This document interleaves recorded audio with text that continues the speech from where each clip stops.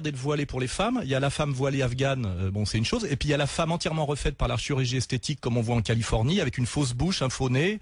On peut penser d'ailleurs à la femme d'un certain président de la République aujourd'hui, si vous la regardez bien de près. Finalement, ce sont deux burqas, c'est-à-dire que ce sont deux masques derrière la femme, derrière laquelle la femme est cachée, et ce sont deux violences puisque c'est imposé à la femme dans les deux cas, puisqu'en réalité l'obligation d'être jeune et belle jusqu'à 50 ans alors qu'on en a 70 aujourd'hui est une violence sociale imposée, exactement comme la burqage. Donc finalement, je dis, il y a la burqa occidentale et la femme naturelle.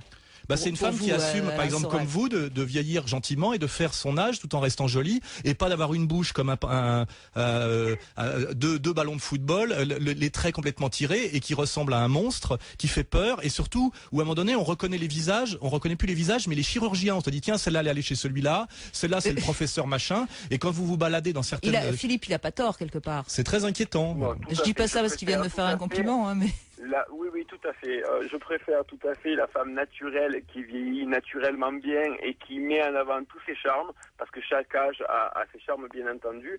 Mais bon, il y a quand même une réalité sociologique. Vous voulez dire qu'une femme en string, ça vous fait plus bander qu'une femme voilée, Philippe? Ça dépend comment est la femme, excusez-moi.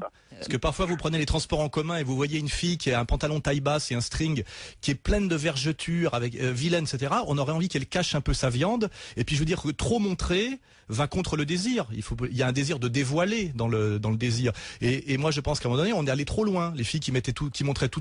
Ce qui est marrant d'ailleurs, c'est qu'on se moque de la femme orientale, mais le ventre à l'air est une culture de l'érotisme absolument pas occidentale, mais totalement orientale. La culture du ventre et des hanches, ça n'existe pas chez nous. Donc en même temps on se moque de la femme arabe, et toute la mode du pantalon taille basse et de montrer son nombril vient de l'Orient. C'est pour ça que moi ce qui m'intéresse, c'est de faire de l'analyse et du décryptage sociologique et de montrer les paradoxes et les mensonges. Donc je mets toujours le doigt là où ça fait mal. C'est pour ça que moi je vais pas passer mon temps à dire du bien des femmes, tout le monde l'a fait. Oui, mais bien sûr, mais en même temps c'est un peu normal qu'à ce moment-là vous ayez beaucoup de femmes contre vous, parce que finalement j'assume ça.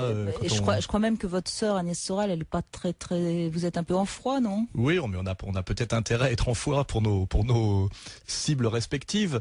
Mais moi, je veux dire, il faut assumer quand on fait un travail de décryptage, de transgression, de politiquement un peu incorrect, on prend des coups. Je veux dire, moi, du moment qu'on me frappe pas physiquement sur le nez. Mais on a l'impression, merci Philippe en tout cas, mais on a l'impression, Alain Soral, qu'au fond, ça vous excite de prendre des coups.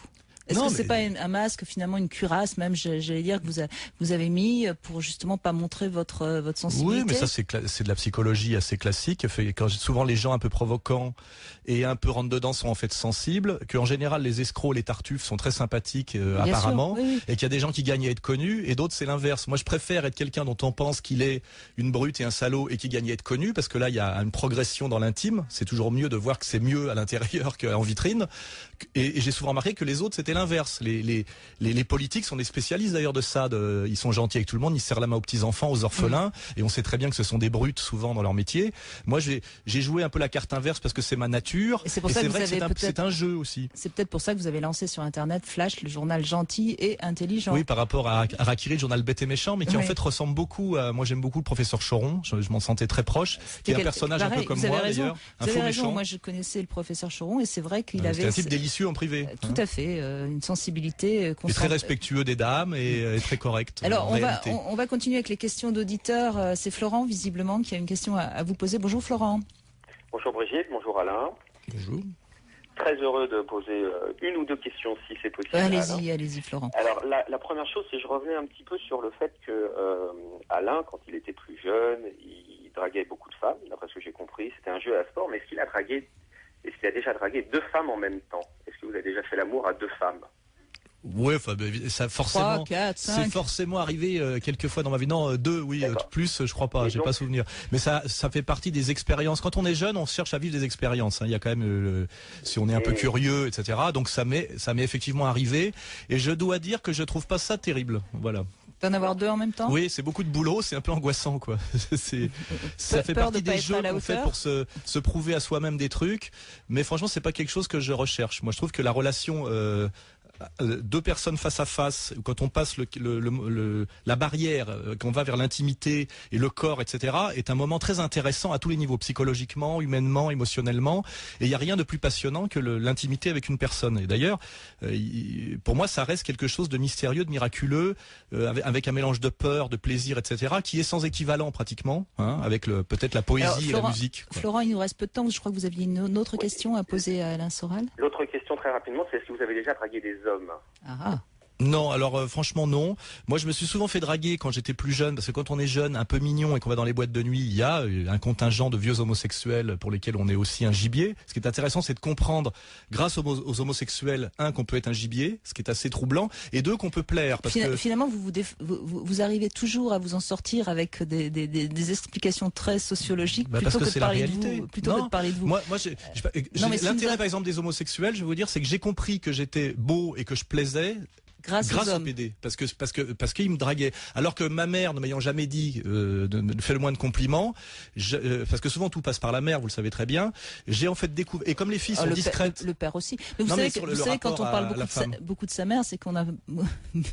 Florent, vous vouliez également demander s'il était pour ou contre le mariage des homos. Vous êtes pour, hein, Florent, c'est ça? Voilà, c'est ça, tout à fait. Moi, je suis contre, mais pour des raisons simples, c'est que je pense que les 3/4 des homosexuels que je connaisse ne veulent pas se marier. Ils sont pas devenus homosexuels pour imiter les hétéros.